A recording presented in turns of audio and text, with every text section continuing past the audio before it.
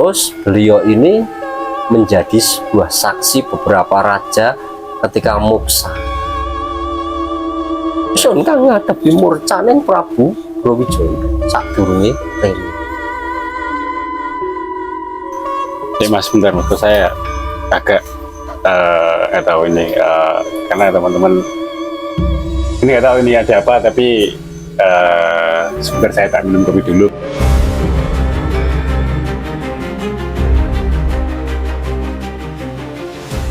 Gunung Tidar adalah salah satu gunung yang terletak di tengah kota Magelang dan dijuluki sebagai pakunya tanah Jawa. Pada tahun 2014, Mas Andri dan teman-temannya mengantar rombongan dari Merapi untuk melakukan kegiatan spiritual di sana. Banyak hal yang ditemui oleh Mas Andri dan teman-temannya, baik dari sisi spiritual dan sejarah, termasuk ketika salah satu temannya hilang secara gaib hingga ditemui oleh Semar, salah satu tokoh sejarah Gunung Tidar. Bagaimana kisah selanjutnya?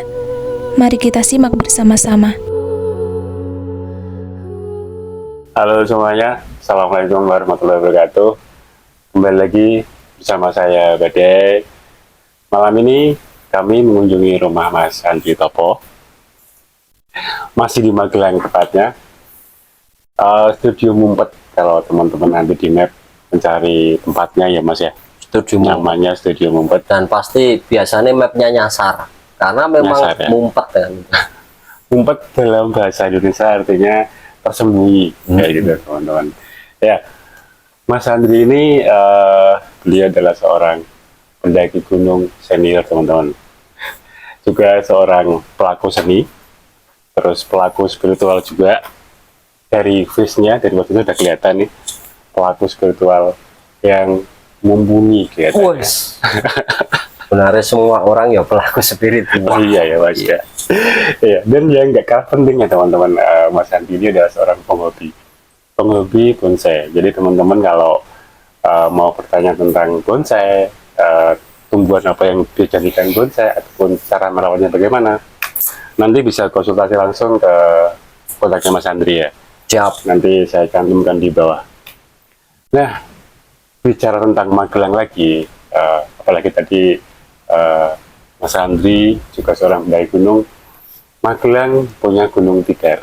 Nah, ini apa namanya, cerita ini nanti ada hubungannya dengan Gunung Tidar, gunung di Magelang, gunung tempat kami bermukim. Dan biasanya orang-orang menyebutnya adalah Pakuning Tanah Jawa. Nah, kejadian apa nanti yang akan dialami ataupun yang dialami Mas Andri pada waktu itu sekitar tahun 2014 ya Mas 2014.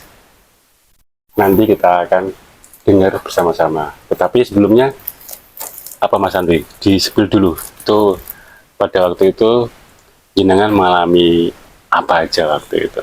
Wah, banyak sekali sebenarnya. Banyak sekali ya. Ini baru pertama ini saya mengungkapkan ke publik tentang referensi sejarah Gunung Tidar yang tidak mungkin dijumpai di Google, tidak ada di AI, tidak ada di buku pelajaran sekolah. Ya. Karena saya secara tidak sengaja melakukan ritual, lelaku spiritual dan menemukan banyak sekali referensi sejarah itu. Nanti kita beber habis. Oke, siap. Dan nanti juga, oh ya Mas Andri, katanya tadi sempat kita bicara di belakang layar tadi bahwa juga ada kejadian rekan Mas Andri ini yang sempat hilang ya, ataupun berpisah dari rombongannya. Kesasar sebenarnya. Kesasar ya. Itu bisa makna ganda. Iya. Kesasar secara fisiknya juga. Iya. Kesasar secara niat dan batinnya. Oh, oke. Seperti itu. Oke. Sampai di sebuah tempat yang mencekam. Oke, teman-teman. Pasti ya, buat sarankan. Jadi bagaimana kisah lengkapnya? Mari kita simak bersama-sama. Monggo Mas Andri diceritakan. Ini monggo di rokok. Saya juga mau ini merokok dulu. Jadi Gunung Tidar ini, kalau dari dulu sampai sekarang ini biasanya saya buat untuk pemanasan ketika saya mau ke gunung-gunung yang besar, yang tinggi, mungkin kaki biar adaptasi itu naik turun dulu Gunung Tidar. Dekat juga ya Mas ya? Dekat gitu kan. Nah itu fungsi secara fisikly ya, tetapi tidak hanya itu. Gunung Tidar memiliki banyak sekali misteri. Pada suatu hari itu tahun 2014, waktu itu komunitas di lereng Merapi itu ada acara rutinan tiap tahun namanya Telatah Bocah. Telatah Bocah. Telatah Bocah itu sebuah event yang edukatif untuk anak-anak. Tapi basicnya seni Mas? Basicnya seni, ya? Seni dan edukasi. Jadi kadang ada pelajaran peternak juga untuk anak-anak, pelajaran kewirausahaan anak-anak, tapi entertain tentang seninya juga ada di situ. Nah ini setiap tahun mereka mengadakan semacam kayak ritual pembukaan doa untuk festival Telatah Bocah. Tahun 2014 mengajak saya dan beberapa teman di Magelang untuk ayo kita naik Gunung Tidar untuk berdoa di situ. Siap. Nah, sepanjang jalan itu kita setar mungkin kumpul setelah Isya itu ya, mungkin setengah 8 itu. Setengah 8 berkumpul di bawah. Kemudian mulai naik dengan kekidungan. Nah ini mungkin secara resonansi frekuensi sudah menuju ke situ gitu kan. Tembangnya adalah singgah-singgah. Singgah-singgah kalau singgah pan sumingga durga kalau sumingkir. Itu sebuah doa. Suaranya gak enak sebenarnya, fals, tapi seperti itulah itu namanya. Itu sebenarnya adalah dari serat Worowido karya Kanjeng Sunan Kalijogo. Kalau di pewayangan itu dipakai oleh Lesmana untuk membentengi Sinta. Dia singgah itu pakai keris itu membentengi. Jadi sebuah mantra atau frekuensi untuk menyingkirkan energi buruk dan menamengi supaya enggak energi buruk masuk, supaya niat kita bersih. Oh sorry Mas, saya potong. Waktu itu jumlah rombongan berapa Mas? Banyak. Oh banyak? Ya, tapi yang dari Magelang sedikit. Yang lain kan dari teman-teman komunitas itu lereng Merapi kan saya suruh kayak ya menemani lah gitu. Nah di tengah jalan ini kami mulai bersekongkol ini. Ada ide satu teman, ini momennya asik, jadi jangan sampai kita sia-siakan hanya sampai di sini. Maksudmu apa? Gimana kalau kita nanti tinggal dulu di sini, yang lain dan pulang nggak apa-apa, kita lanjutkan ritual kita sendiri. Maksudnya rombongan Magelang sendiri? Iya, enggak, hanya berempat. Ya, yang mau tinggal itu. Iya, yang lain dan pulang nggak apa-apa, kita lanjut loh. Yo siap, saya bilang gitu. Nah akhirnya ini sebelum sampai puncak kan tadi 4 orang ini bersekongkol. Satu teman ini dia bilang, aku tak di sini, saya tak duluan ya. Ya nanti ketemu di atas. Kamu yakin saja karena jalur di Gunung Tidar ini kan hanya satu jalur. Tataran batu-batu itu waktu itu 2014. Nanti pasti ketemu di atas, itu pasti karena puncaknya. Nah sampainya di puncak, kami kan mengikuti acaranya mereka ini, komunitas Telatah Bocah ini, duren apa dan lain sebagainya, potong tumpeng, tasakuran, doa dan lain sebagainya.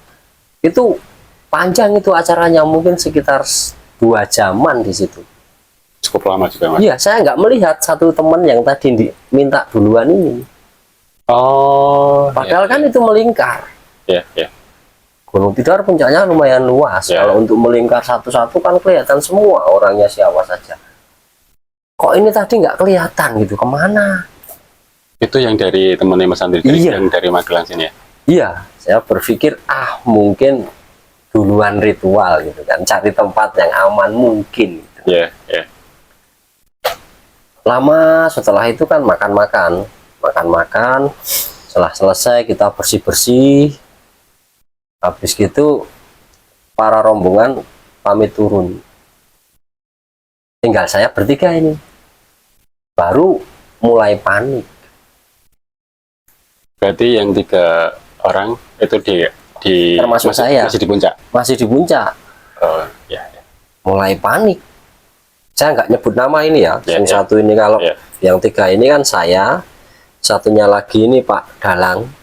Namanya Susilo Anggoro. Pak Sus kami manggil. Ya. Satunya lagi itu namanya Pak Bambang. Orang tua-tua itu orang Secang. Nah, kami bertiga bingung. Kemana sih ini tadi gitu Ya. kan. Di telepon sudah lost kontak, nggak ada sinyal. Nomor yang ada 7 kayak gitu terus. Ya, ya. Nggak bisa dihubungi, nggak bisa. Dicari keliling sampai kan banyak makam atau petilasan di situ ya. Nggak ada semua. Sampai turun ke apa namanya Syekh Subakir, Kiai Sepanjang, nggak ada semua. Duh, iya gitu kan. Akhirnya kami duduk di bawah tugu so itu. Ada Ya. tugu putih, tulisannya huruf Jawa, so gitu kan. Ya, ya, ya. Yang konon katanya artinya sing sopo salah seleh gitu kan. Ya udah kita pasrah aja di situ, berdoa coba kemana sih si anak ini gitu kan, karena masih muda juga. Akhirnya Pak Susilo Anggoro bilang, Mas ini enggak bahasa Jawa nih orang sebayane hilang, Apa itu, Mas? enggak serta merta hilang. Ya, ya. Ini dihilangkan oleh sesuatu hal. Wah, hampir merinding ini. Wah, kok bisa gitu? Coba kita cari dengan metode lain. Kalau dari tadi kita pakai kaki, capek kita. Mungkin sudah ketemu tapi nggak kelihatan. Wah, tambah bingung aku kan. Iya. Ya wis kita berdoa. Berdoa mohon petunjuk gitu kan. Ya. Nah, Pak Bambang ini dia bilang, ayo ikut aku. Tapi jangan berisik. Ya. Kami turun di Tidar bagian selatan. Selatan itu kalau lurus gedung Pemkot terus Ya, dan sebagainya itu ya. arah selatan. Ya. Duh Pak, ini kan bukan jalur pendakian kami bilang gitu. Shh, jangan banyak tanya. Satu lagi jangan banyak mengeluh. Yo, ikut saja. Turun. Wah, jalannya curam-curam ternyata. Kan saja pulang selamat sampai rumah itu tok. Turun dia sendirian. Turun sendiri ya? Turun sendirian sekitar jam berapa ya, 11 jam 12-an itu turun sendirian. Oke, kami bertiga lanjut Oh, lanjut. sampai puncak. Mau kemana kita ini? Di sini ada petilasan Syekh Subakir, Kiai Sepanjang, Kanjeng Sinuwun Pangeran Purboyo Yogyakarta. Yang Di situ apa namanya? Pohon Beringin, ya. Ya. Satu lagi Kaki Semar. Jadi kaki itu sebutan eyang atau kakek. Oh, Di zaman dulu lah. dulu ya. Zaman dulu orang nyebutnya kaki. Kaki. Kaki Semar. Setelah berdiskusi kami sepakat untuk mengunjungi di Eyang Semar tadi, Kaki Semar. Kita masuk, tentu ya uluk salam lah, Ya. nuwun, assalamualaikum. Kami masuk bertiga. Situ kita berdoa dengan versi kita masing-masing. Ada yang dengan kejawen, ada yang dengan Islam, ada yang dengan caranya masing-masing. Ya. Karena kami percaya kekuatan doa ini akan sampai hanya melalui rasa cinta. Wah, Rasa jadi cinta. iya, perasaan itu cinta, tresno, tertarik, ini kuat sekali energinya. Kalau itu sebuah kendaraan ya, perasaan cinta. Kalau yang dinaikin di situ adalah doa, cepat sampai. Nah, kami berdoa di situ. Setelah selesai berdoa, mendadak sebelah saya itu usianya berapa ya Pak Bambang waktu itu, mungkin 60-an tahun mungkin ya. Udah cukup lumayan tua. Sudah cukup 50 lebih lah, Yeah. 60 mungkin ada. Tiba-tiba jatuh dalam posisi duduk gini. Semuanya timbu. Waduh, kami panik kan. Yeah. Waduh, nopo ini bangun kan. Duduk ini ternyata kaku semua badan. Yeah. Ternyata Pak Bambang kerasukan. Iya. Dan ternyata juga dalam kalimat yang Pak Bambang ucapkan itu, sepertinya Pak Bambang memang sengaja mengundang. Karena yang terlontar pertama adalah bahasanya mungkin kurang lebih seperti ini. Kenapa le? Kok undang aku? Seperti itu bahasa. Pak Bambangnya maksudnya itu mengundang yang ada di situ. Merinding. Iya, mungkin. Yeah. Jadi mempersilahkan untuk masuk ke dirinya dalam doa versi dia itu mungkin. Yeah. Wah, mendadak ngebulak jatuh terus dia bilang seperti itu. Suaranya sudah berubah. Jadi kakek-kakek tua. Terus saya juga paham Pak Bambang itu bukan punya basic dunia teater atau apa enggak. Yeah. Dan semula juga jujur saya nggak begitu percaya. Soalnya iyalah, surupan.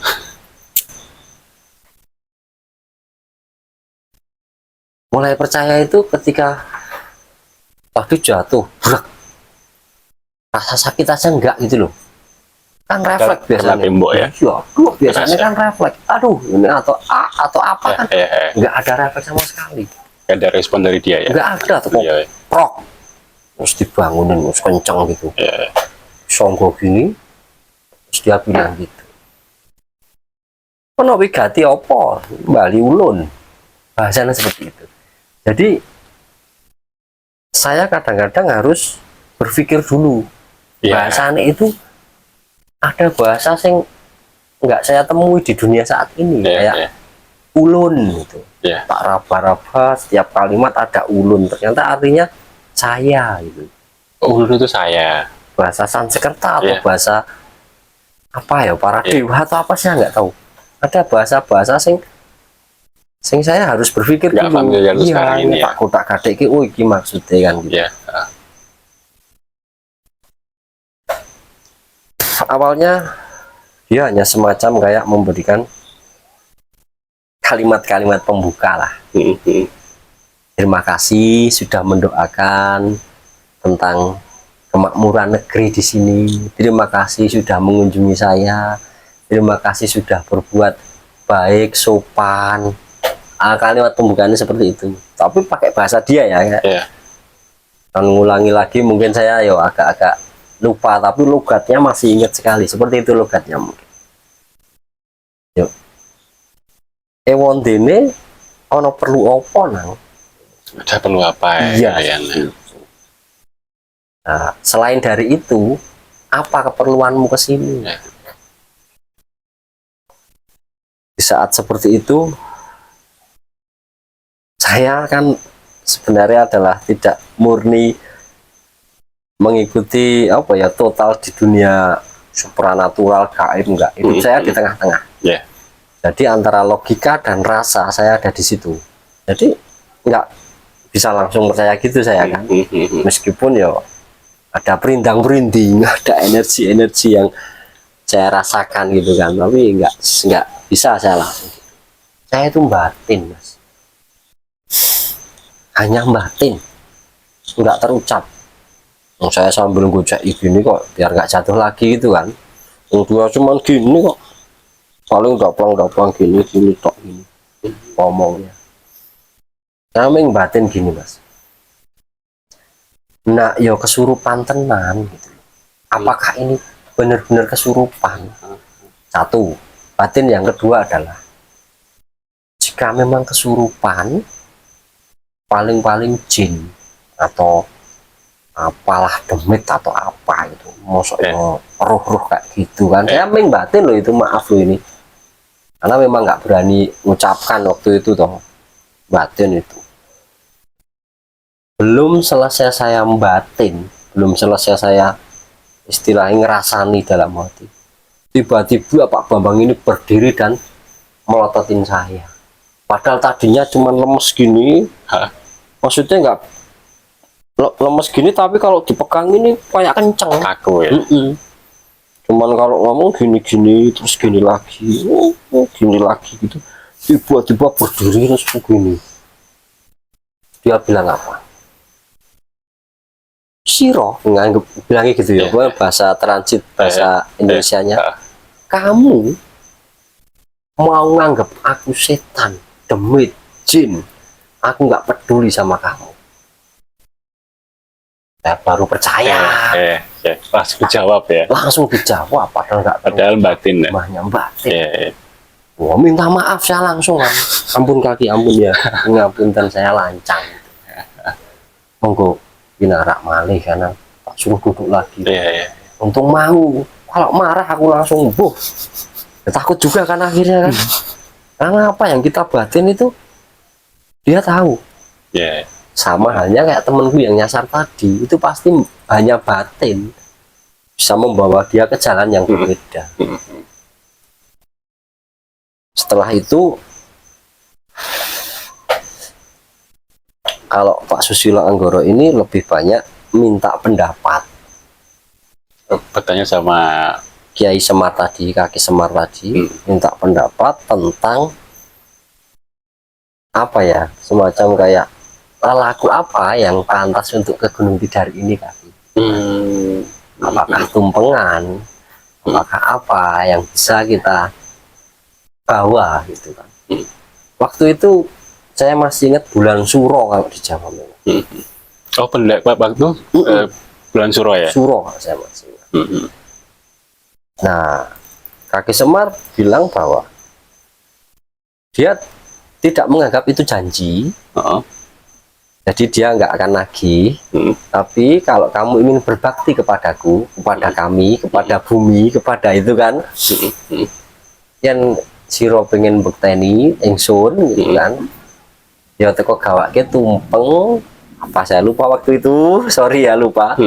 Tumpeng, ada Polowijo di situ sebagai simbol kemakmuran. Mungkin kayak jago, kayak ketela. Betul. Gitu. Sama kayu gaharu dia bilang. Kayu gaharu. Kayu gaharu. Nah, saya masih ingat kayu gaharu. Tapi Kaki Semar tidak menganggapnya itu sebuah janji yang harus dia tagih. Cuman kalau kamu memang pengen berbuat, ya berikanlah itu. Oke. Ternyata misi kok hanya sampai di sini ya? Kan saya merasa rugi dong, gitu guys. Kita mulai ini kalkulatif ini kan. Rugi lah, masa ini sedelit gitu kan. Saya akhirnya yang mulai kan. Saya bilang Pak Sus sampun gitu kan. Saya tanya sama Pak Sus, sudah keperluannya gitu. Sampun Mas, pripun gentenan kula nggih. Giliran saya ya. Pengen konsultasi gitu kan. Nah, itu sebenarnya antar batin saja sudah cukup kan. Tapi kan nggak menarik itu kan. Waktu itu saya pakai HP apa ya, belum Android kok. Nokia. Tak rekam. HP-nya tak cari sampai sekarang, saya lupa naruh. Sebenarnya nggak rusak, tapi karena udah modelnya berubah, jadi nggak saya pakai lagi. Ada rekaman di situ. Saya sengaja tak rekam karena ini edukatif gitu. Yang pertama saya tanya adalah, Kaki Semar ini berasal dari mana? Asal muasalnya, kenapa bisa sampai Gunung Tidar ini dari mana? Gitu. Beliau bilang bahwa dia dari Keraton Medang Kamulan. Medang Kamulan. Seperti itu yang dia katakan. Terus beliau ini menjadi sebuah saksi beberapa raja ketika moksa. Moksa terakhir adalah Raja Majapahit Brawijaya ke 5 yang di Lawu itu. Yang di Lawu itu ditemani oleh Kaki Semar. Sun kang ngadepi murcaning Prabu Brawijaya sadurunge rene. Yang menemani moksanya Brawijaya 5 di Lawu itu ya. sebelum beliau bermukim di Gunung Tidar. Jadi Mas, bentar, maksud saya agak nggak tahu ini karena teman-teman ini nggak tahu ini ada apa, tapi sebentar saya tak minum kopi dulu karena tadi pun sempat ada sedikit insiden bahwa pas ketika beliau Mas Andri tadi berdendang atau bersenandung ataupun tadi apalah seperti itu tadi sempat tadi kamera juga sempat mati, padahal ini kameranya baik-baik saja, tapi tadi tiba-tiba mati. Sudah saya tak minum dulu teman-teman. saya juga kok merinding. Oke, kita lanjut teman-teman. Ini kamera trouble, nggak tahu ini, tapi yang penting tujuan kita adalah baik, kita ingin mensiarkan pengetahuan ataupun secara spiritual dari Mas Andi dan teman-teman waktu itu. Oke, gimana Mas Andi, lanjut. Oke, kita niati ini edukasi ya. Iya. Masyarakat harus paling nggak memiliki referensi baru yang di luar mereka sering lihat atau sering baca gitu kan. Ini saya hanya sekedar berbagi pengalaman saja, tidak bermaksud menggurui gitu kan. Iya, iya. Tadi Kaki Semar bilang bahwa dia adalah saksi yang mengantar Prabu Brawijaya Muksa di Lawu.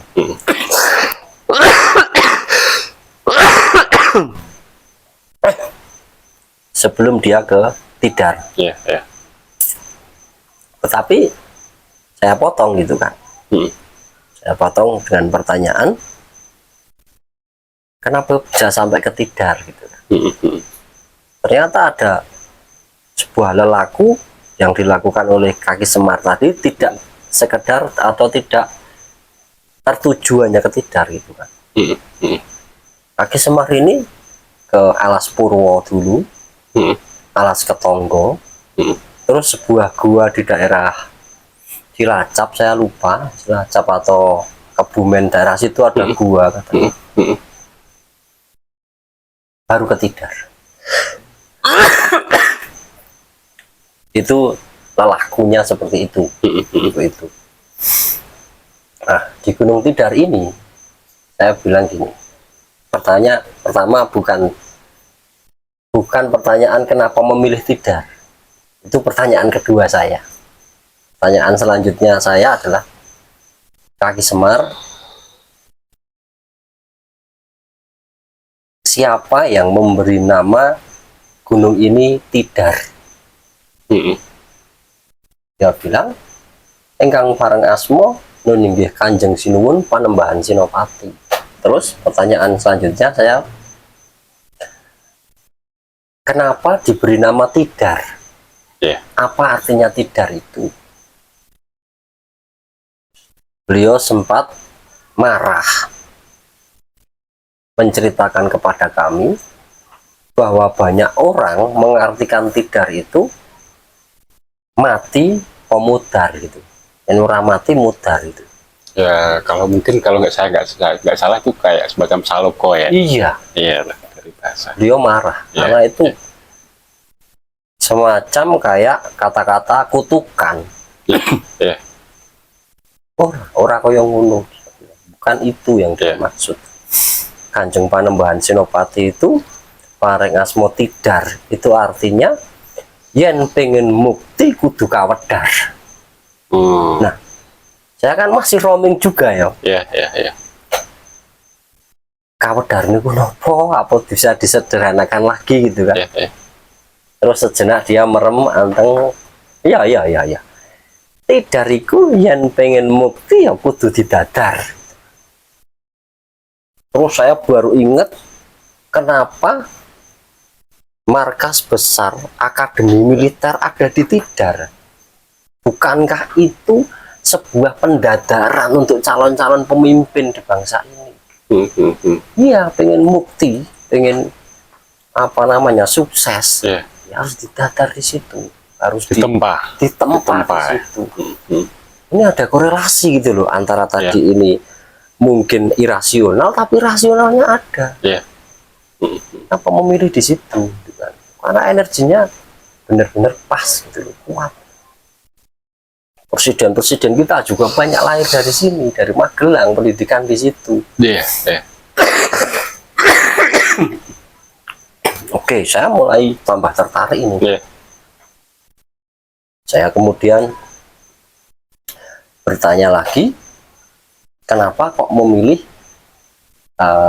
apa ya bahasanya, bukan petilasan. Kenapa memilih untuk, kalau petilasan itu sebenarnya adalah sebuah tempat untuk berdoa para orang-orang yang pinunjul, itu apa ya, orang-orang yang memiliki hubungan dengan Tuhan. Iya, iya. Nah, dia berdoa di situ, maka orang menyebutnya itu petilasan karena kita masih bisa ngalap berkait, masih bisa mengais sisa-sisa energi Energinya. positifnya di situ. Iya.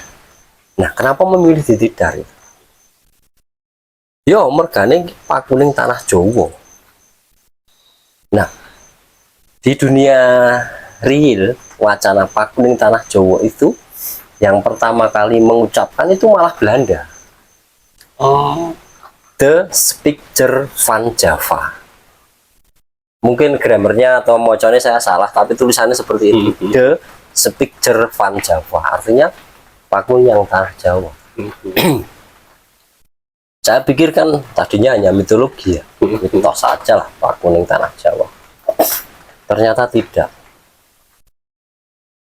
Tidar itu kalau kita gali, kita pur, di dalamnya itu adalah sebuah batuan bumi yang sangat keras melebihi granit. Kedalamannya hampir magma bumi. Kalau luasnya tidak terprediksi karena bentuknya nggak rapi. Makanya mungkin lebarnya banyak ke selatan. Lereng Tidar Selatan ini nggak bakal keluar sumur. Sampai di sini di mana nggak ada sumur. Yeah. Karena seperti itu. Dan mungkin batu itu juga ada rongga-rongga sampai mata airnya tembus kemana gitu. Kalau menurut orang percaya tembusnya ke Gending itu. Oh iya, iya. Ya. Harusnya kan lewat sini ya. Yeah. Tapi banyak sekali titik nggak ketemu mata Di air. tempat saya juga nggak bisa Mata keluar. airnya yang terasa. Jadi itu batuan bumi yang sangat keras melebihi granit. Kedalamannya hampir magma bumi. Pertanyaannya, kenapa Belanda lebih dulu tahu? Jadi Belanda ini menjajah ke Indonesia itu referensinya kuat sekali, sampai hal seperti itu sudah tahu gitu kan.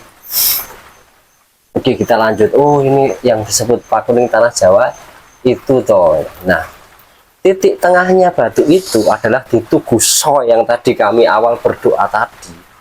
Oh, pusatnya. Iya, kenapa didirikan di situ? Saya sampai penasaran siapa yang mendirikan Tuguso itu akhirnya kan. Iya, yang menentukan koordinatnya di situ siapa kan gitu kan. Itu sempat kami telusuri lewat apa ya, dari mulut ke mulut saya tanya itu dari Akmil, versi Akmil, karena ini secara teritorial milik Akmil ya. Oh, itu sudah ada. Akmil itu dulu hanya memperbaiki atau dandani atau mempercantik, memperbagus. Sebelumnya sudah ada itu. Nah, siapa yang mendirikan? Sri Sultan Hamengkubuwono yang keberapa saya lupa. Maksudnya utusan orang untuk bikin tugu itu. Sampai diberi nama dulu, kalau nggak salah loh ini, atasnya Gunung Tidar itu namanya lapangan Garuda. Itu Tugu Garuda gitu kan. Sebagai simbol negara kegagahan di situ. Nah, kami sempat tanya-tanya lagi sama teman-teman yang aktif di Jogja gitu kan. Ternyata jawaban dari versi keraton itu sudah ada sebelum kami bikin. Dulu tubuhnya besi yang bikin Belanda. Belanda berarti ya. Yang tidak paham. Hanya memperbaharui gitu loh sampai sekarang gitu kan. Seperti itu. Nah, itu tentang pakuning tanah Jawa versi kami seperti itu. Lalu saya semakin tertarik ini, penasaran untuk bertanya lebih lagi tentang Gunung Tidar gitu kan, yang ini aneh gitu kan, bahwa ada satu bukit, satu gunung di tengah-tengah yang tidak ada temannya gitu. Kalau kita melihat kontur gunung di Nusantara ini kan nggak ada gunung yang berdiri sendiri. Merbabu, Merapi, Sumbing, Sindoro. Ya. Iya kan? Ya. Kalau ketika ada satu gunung pasti di bawahnya banyak bukit. Ya, ya. Anak-anaknya gitu Ya, kan. ya. Antara Merbabu, Merapi, bawahnya juga banyak bukit-bukit. Ya, ya. Apalagi Sumbing. Ya. Banyak. Lah ini enggak, ini Tidar gitu kan. Berdiri sendiri. Ya ternyata itu adalah timbunan batu tadi. Yang sempat orang mengartikan, tapi tidak salah ya itu, tapi bukan itu maknanya. Cuman benar juga orang menyebutnya Tidar itu Siti Kaudar. Siti itu tanah. Tanah, ya. Tanah yang terlepas dari rombongannya gitu ya. Mungkin itu tak katik gadingnya ya. Tapi kalau referensi yang saya terima dari Kaki Semar. kerasukan tadi adalah yang pengen mukti kudu didadar atau kudu kawedar. Kita lanjut lagi, saya tanya lagi. Waktu itu saya tanya tentang apa keyakinan masyarakat di sini, Magelang atau di sekitar sini waktu itu kaki. Dia menceritakan dulu di sini ada Kapitayan sebelum masuknya Hindu-Buddha. Hindu-Buddha berkembang, masuknya Islam lewat Sunan Kalijogo. Sunan Kalijogo ini mengutus muridnya, kata Kaki Semar tadi ya, yang disebut namanya Syekh Jangkung. Kaki Semar menceritakan detail itu.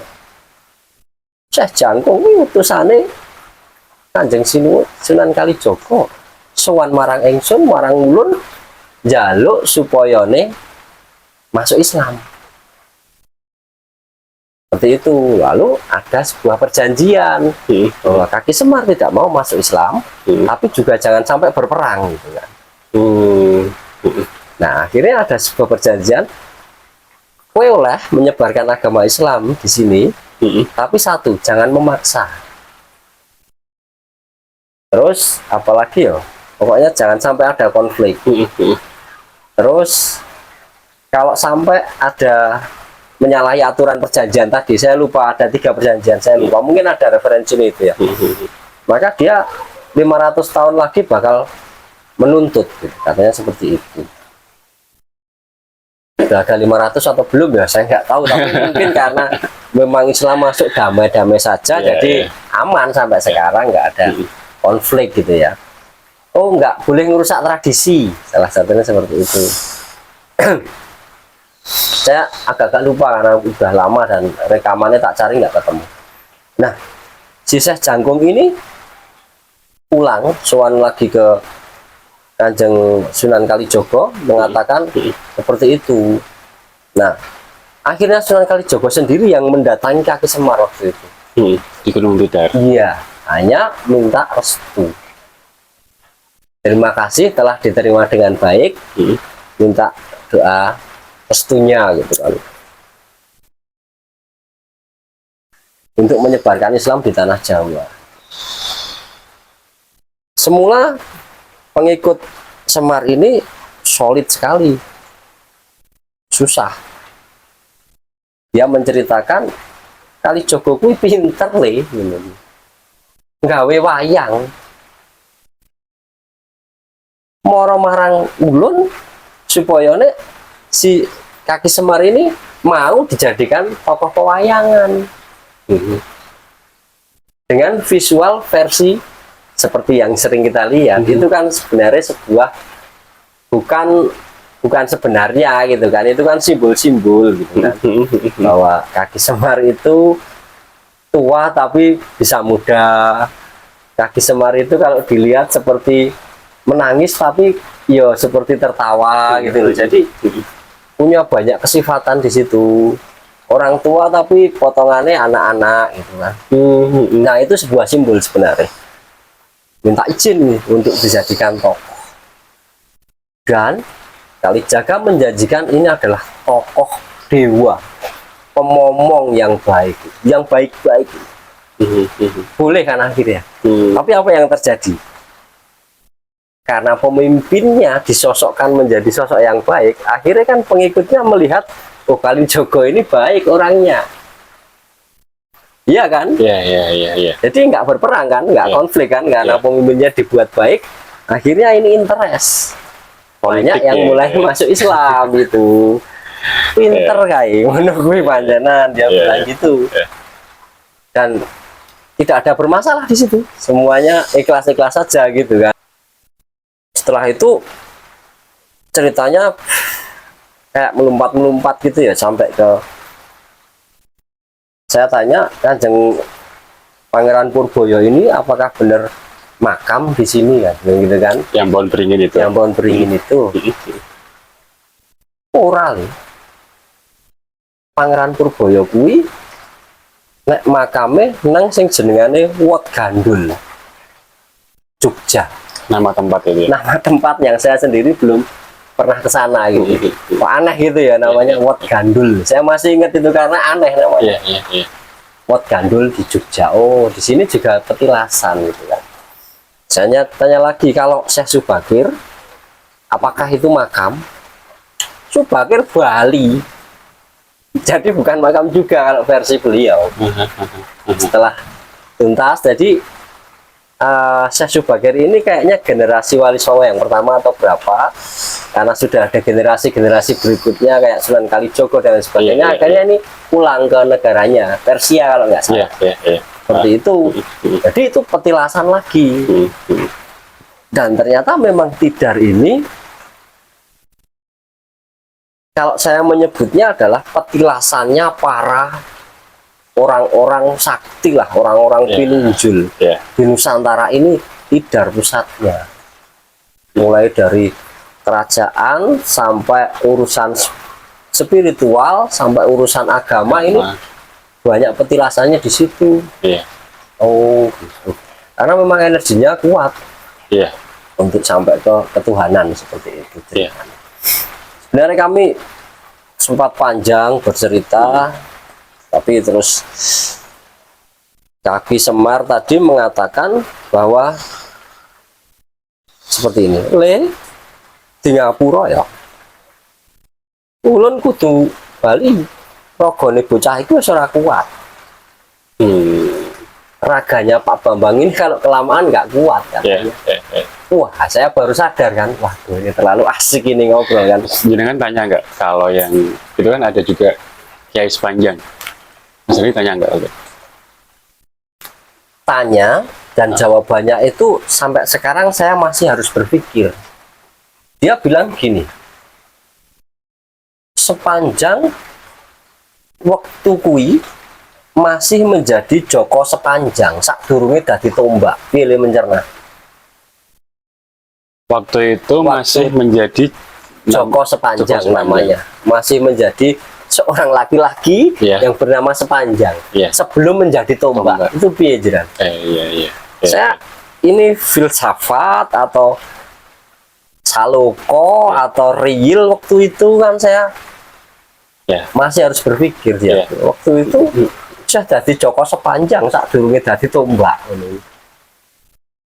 Oh, nggih, aku bilang itu daripada apa ya? Mungkin kami punya masalah keterbatasan bahasa. Kaki Semar ini di era abad sekian, saya lupa. Saya di era milenium kan ada bahasa yang Wajibnya, terputus. Sederhana saja.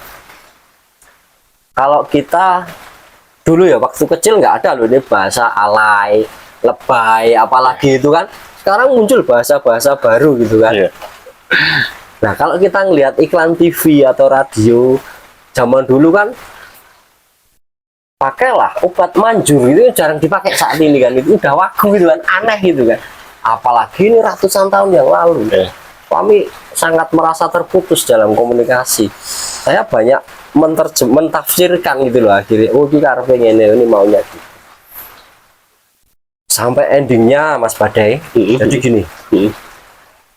Tadi kan mengawalinya saya dengan batin rasa seperti itu. Ya. Disambut seperti itu kan. Dan kami sudah ngobrol asik. Dan Kaki Semar bilang bahwa nek kesuwen kalau kelamaan raga Pak Bambang nggak kuat. Nggak kuat. Saya juga cemas kan, nggak kuat ini efeknya apa kan nggak tahu juga. Ya. Akhirnya saya batin lagi. Batin gini. Mbok aku dikai hadiah ya gitu loh. Hanya batin kan ngeremimi ke cah cilik gitu kan. mbok kalau bisa saya diberi hadiah lah, kenang-kenangan gitu kan. Yeah. Saya nggak batin itu jimat atau kesaktian senjata itu enggak, saya hanya ingin kenang-kenangan gitu kan. Kalau iya, kalau enggak ya enggak apa-apa. Itu batin ya? Batin. Mau setelah batin itu dia langsung kayak ngerangkul saya, ditepuk pundak saya. Kalau metu wong, wah malah diusir keluar, saya kan tak pikir. Ternyata enggak, saya disuruh keluar sekitar 10 langkah. Kamu tengok ke kanan, kamu ketemu daun apapun, kamu petik bawah sini lagi. Oke, saya keluar. Saya mulai ini keluarnya kan yang ngerunduk juga kan, mulai kena ini frekuensi tentang beliau adalah sesepuh tetua saya kan. Yang tadinya saya masih nggak percaya, akhirnya saya mau nggak mau kan itu kayak naluri gitu. Jadi saya harus permisi, saya mundur, saya berjalan, ada daun, karena gelap juga ya, saya nggak paham daun apa, tapi lembaran gitu kayak menjari gitu kan. Saya petik, saya bawa masuk satu daun ini, dan saya pegangnya gini kan, niki kaki gitu. Dia nggak mau pegang, dia hanya bilang, gue teko di apa, di remet-remet atau apa bahasanya kan, itu teko di remet-remet, diremas ya. Iya, nek meringkil gue jatahmu. Jadi apa bahasa Indonesianya? Kalau nanti Mengeras, gumpalan, itu adalah hadiah untukmu kan bahasanya gitu ya. Ya, jadi saya kan dia nggak nyentuh apapun ya tentang daun itu. Dan ini lembaran. Saya gini kan, saya gosok gini. Habis gitu bener, ini ada apa ya, kayak bulatan keras ini kan. Begitu saya buka, ini adalah batu akik ya, batu cincin tapi nggak ada embannya, batunya saja. Mungkin sebesar ini, kecil kok, nggak besar sekali. Warnanya merah, bagus sekali waktu itu saya melihat. Padahal daunnya hijau mas ya? Daunnya hijau, ya? Dan hanya daun satu lembar. Tak gosok gini, meringkil, tak ambil gini, batu cincin warna merah. Dia bilang, ya gue jatahmu, itu kenang-kenangan untukmu. Matur nuwun, saya bilang terima kasih. Terus dia bilang, kalau kamu berkenan, kalau kamu mau, jadi yang siro gelem diulung kon mangan, disuruh makan ya. Kalau kamu mau ditelan saja gitu. Saya itu refleks atau nurut, nggak berpikir panjang, nggak tahu maksudnya apa. Oke, kaki tak telan itu kan ya kecil, nggak mungkin ya paling kalau sama kapsul itu ya mungkin sama ya, tapi kalau kapsul panjang itu elip ya. Tak telan. Lak. Dan sampai sekarang saya nggak tahu efeknya apa. Yang jelas saya ya batu cincin merah gini tak telan. Sampun dia kaki saya bilang gitu. Ya. Cek wih becek. Bagus ya. Ya bagus. Itu masih ada satu. Nek kalau kamu remas lagi, itu masih ada lagi. Kalau memang sudah waktunya untukmu, kamu pasti dipermudah.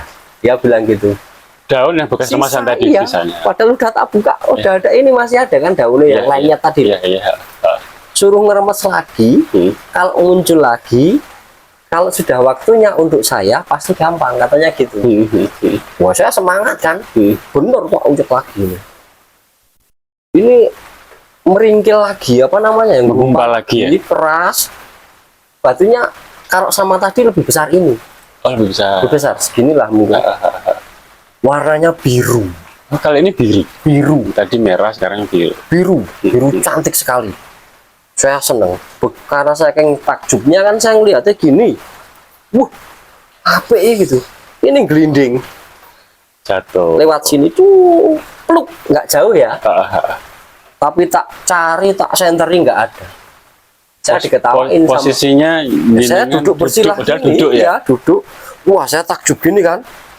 Ini mungkin saya agak miring gini ya tangannya. Ini gelinding terus peluk. kan nggak jauh ya. Iya, iya, iya. Hilang, Apalagi jenengan itu duduk kan ya. Enggak, mungkin berdiri Dan ini kan mungkin. lantai bersih. Iya, iya. Terus Kaki Semar lewat Pak Bambang tadi bilang, wes ora usah goleki, nggak usah dicari, nggak bakal ketemu. Karena itu berarti belum waktunya jadi milikmu. Iya. Ya benar, sampai kita pulang tak cari-cari juga nggak ketemu beneran. Dari situ akhirnya kami bertiga mendapatkan banyak pelajaran tentang kehidupan, pelajaran tentang sejarah, pelajaran tentang yang awal tadi adalah tentang kebersihan niat. Ketika kita mendoakan, ya mendoakan sajalah. Efek dari itu nggak usah dipikirkan gitu. Ternyata seperti itu. Kalau kita punya niat, mungkin tempatnya sama tapi akan disasarkan juga. Banyak kok yang punya niat ke sebuah makam tidak mendoakan, akhirnya dimunculkanlah apa nomor togel atau apa-apa gitu, yang itu tidak ada yang gratis sebenarnya gitu. Akhirnya si Pak Bambang ini tersadar kembali setelah Kaki Semar pamit gitu kan. Kami juga terima kasih, terus tak sungkemi wes yen ngono ulun bakal balik. Pulang langsung dia ngeblak, lemes. Kita tunggu ini yang kipas-kipas sampai sadar, baru kita turun ke bawah gitu kan. Sampai ya pelan sekali karena capek ya mungkin ya. Sampai di bawah itu jam berapa ya? Sekitar jam 2-an mungkin ya.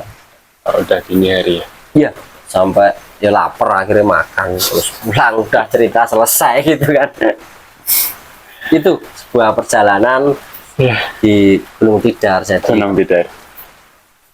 kita bicara gunung sekecil apapun jangan sampai disepelekan lah. Betul itu Mas Andri. Allah cuman gini nggak usah bawa jaket. Allah cuman, jangan sampailah kita menyepelekan alam itu. Mungkin kita akan sedikit mereview Mas ya. Mungkin saya akan mengajukan beberapa pertanyaan. Yang pertama ini Mas, pada waktu itu tahun 2014 itu keadaan Gunung Tidar itu sudah seramai sekarang belum Mas? Belum ya? Belum ya? Sudah mulai beranjak dibuka ke wisata religi, cuman mungkin baru wacana, pencanangan atau baru promosi saya nggak tahu, tapi belum seramai sekarang. Oh belum? Belum. Kalau sekarang kan pedagang saja sampai atas. Iya, iya. Dan Enggak lah. sekarang hampir tiap hari orang-orang Ada, dulu belum ya. ziarah ke sana. Iya, belum ada Apalagi tiketing Sabtu juga. Minggu. Waktu itu Belum ada tiketing. belum ada. Oh, berarti pas waktu rombongan Mas Andri itu nggak ada rombongan lain pas di atas pas peristiwa itu? Nggak ada. Nggak ada ya?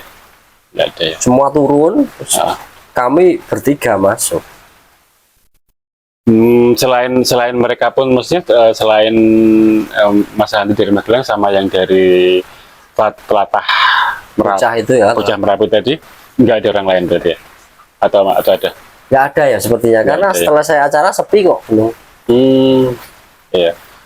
Berarti masih gelap. Kalau sekarang kan udah lampu. Gelap dulu. Gelap ya. Gelap, harus pakai senter. Belum ada tugu bangunan macam-macam itu belum ada. Lupa ya saya ada nggak ya? Tapi gelap kok. Saya lupa naik tugu sing semegah sekarang ya. Saya lupa udah dibangun belum ya, itu saya lupa ya. Belum sih Mas. Kayaknya belum ya. Belum. Saya juga dulu sempat naik itu juga belum kayaknya. Belum ya. Belum ya. Dan ini Mas, ketika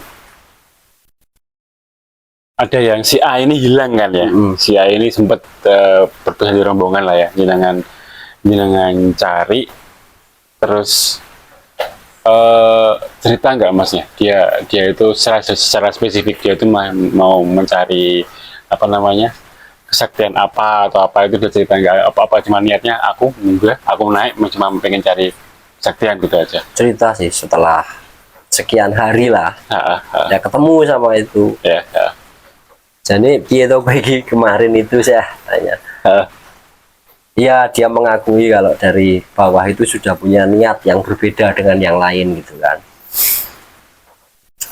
Jadi niat dia memang Tidar ini tempatnya orang-orang sakti gitu. Ya. dia juga pengen dong jadi sakti gitu kan, pengen cari kesaktian gitu kan, mungkin ilmu kebal, mungkin ilmu kayak gitu niatnya memang dalam batinnya itu seperti itu, atau pesugihan, kekayaan gitu kan, dia itu yang dia cari gitu, atau mungkin nemu harta karun, dia berharap seperti itu katanya. Dan ketika dia bilang saya duluan, itu semacam kayak kalimat refleks katanya, nggak dipikir sebelumnya, karena nggak logis, ngapain buru-buru gitu kan, naiknya itu juga. Iya kan, lah ngapain buru-buru, ngejar apa coba, kan nggak ada yang dikejar. Kita rombongan santai semua sambil nembang gitu kan.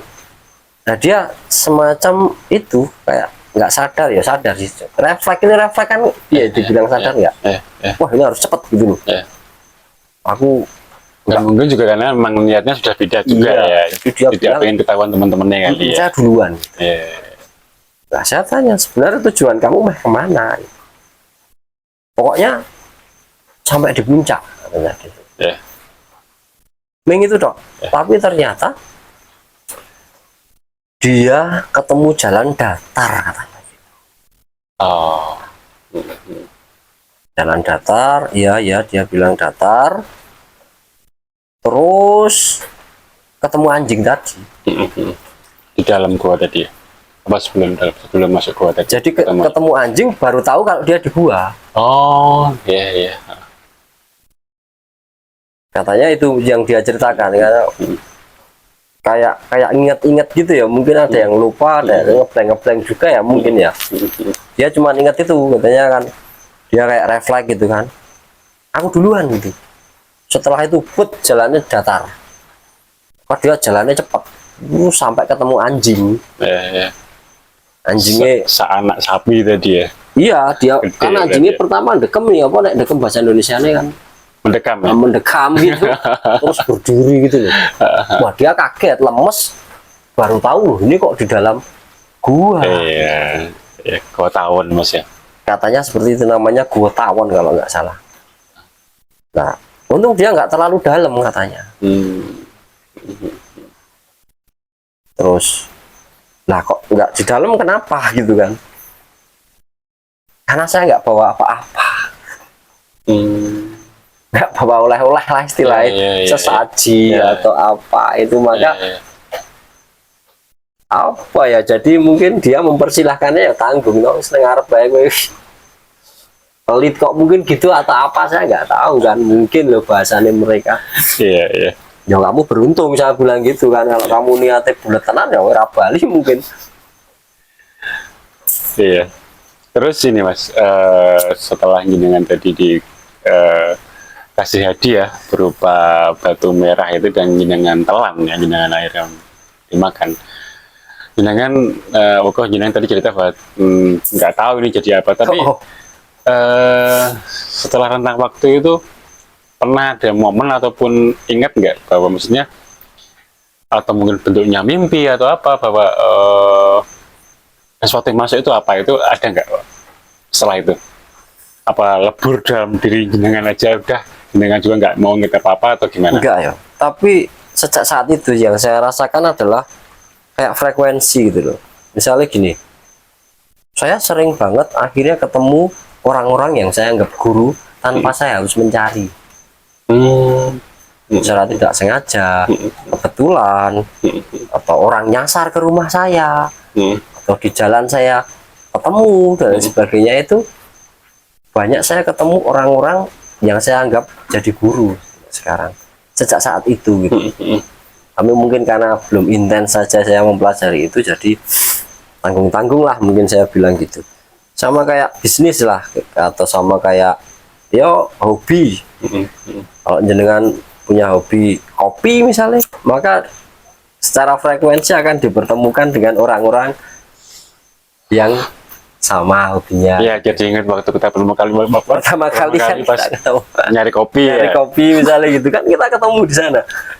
Ternyata ada frekuensi lain. Bodoh-bodoh pendaki, bodoh-bodoh ini ya. Saya merasakan sejak saat itu saya dipermudah bertemu dengan orang-orang ahli apa ya, spiritual lah saya menganggap, karena spiritual Iya. itu bagi saya adalah semakin tinggi ilmunya maka dia akan semakin rasional. Ini kunci, Mas. Ya, semakin tinggi ilmunya akan dia semakin rasional. Rasional. Ya, betul. Saya sepakat itu, Mas. Cuman kadang-kadang itu tadi banyak bahasa batiniah, bahasa dimensi lain yang susah ditranslate ke bahasa sekarang. Makanya kadang muncul yang disebut saluko. Atau apa kalau saluko? Perumpamaan atau simbolik. Ya, simbolik. Karena memang tidak ada, susah mencari bahasa yang bisa kita ungkapkan. Ya. Mungkin mirip yo, maaf loh ini nuwun sewu sekali, maaf.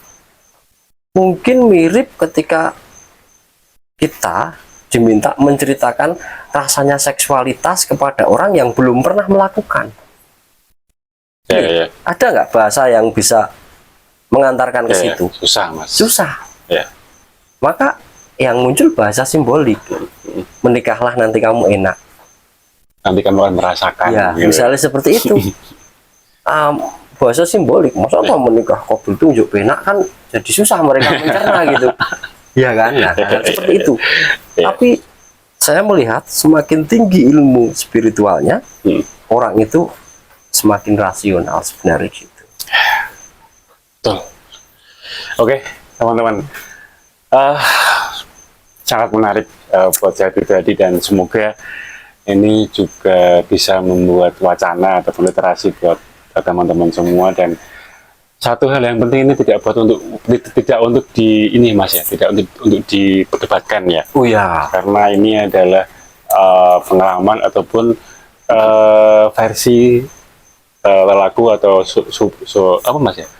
Supranatural versi jenengan. Metafisik ya, jadi bukan sebuah riset yang bisa untuk jadikan bahan perdebatan. Iya, tapi intinya ini adalah semuanya adalah intinya adalah baik. Jadi sekali lagi tidak untuk diperdebatkan. Jadi teman-teman mohon bijak untuk menyikapi, dan mohon maaf jika tadi beberapa kali tahu ya, Mas, ya, tadi beberapa kali saya juga merasakan sendiri bahwa mungkin kita anggap aja baiknya adalah leluhur dari kita yang dari memantau. Iya, baik dekat ya. Jadi teman-teman ya, ini hanya mungkin nggak ada sekilo, Mas, kilo ada nggak ya? Sekilo ya, sekilo ya, dari Tidar itu dekat banget. Jadi memang dekat banget dengan Tidar dan Magelang ya.